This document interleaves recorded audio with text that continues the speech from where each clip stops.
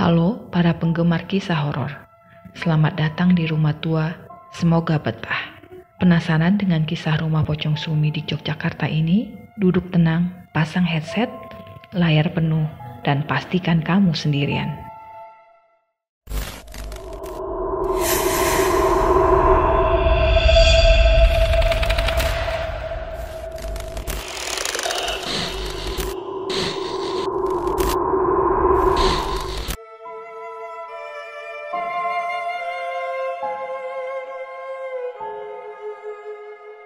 Sebuah bangunan di kawasan Kota Gede Bantul, daerah istimewa Yogyakarta, kerap dianggap sebagai rumah angker. Bangunan yang berdiri pada tahun 1935 di Yogyakarta ini diklaim sebagai rumah angker dan mendapat sebutan Rumah Pocong Sumi. Julukan Rumah Pocong Sumi karena konon sosok yang sering menampakkan diri ke orang-orang sekitar bernama Sumi. Biasanya Pocong Sumi muncul di teras rumah sekitar pukul 10 malam saat kondisi jalanan mulai sepi dan gelap. Sebenarnya tidak hanya Pocong Sumi yang dianggap sebagai penghuni rumah angker di Yogyakarta itu. Ada pula kuntilanak, genderuwo, ular dengan mustika di kepalanya, serta seorang noni Belanda. Namun yang cukup terkenal dan menguasai rumah tersebut adalah Pocong Sumi.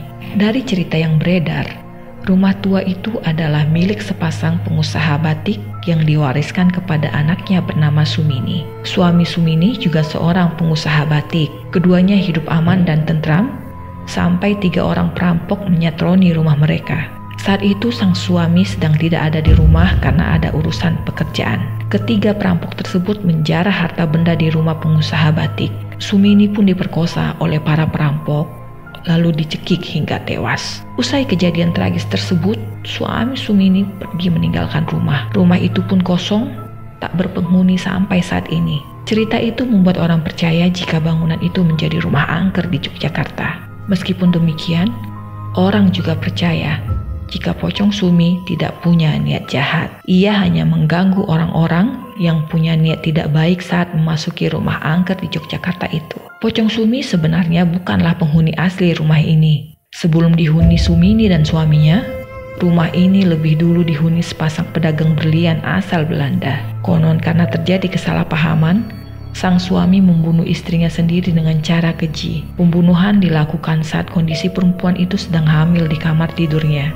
Hingga kini, ruang kamar tidur yang dijadikan tempat kejadian tragis tersebut ditutup. Tak seorang pun boleh masuk dan melihat kamar rahasia.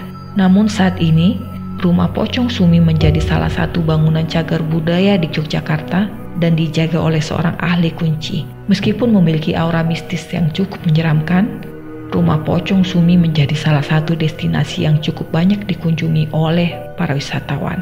Bahkan, ada juga yang menjadikan rumah ini sebagai tempat uji nyali. Pengunjung yang datang harus mematuhi beberapa peraturan agar tidak ada benda bersejarah yang rusak atau mendapat serangan gaib. Kabarnya, aura mistis pada rumah tersebut bisa membuat pengunjung pusing kepala.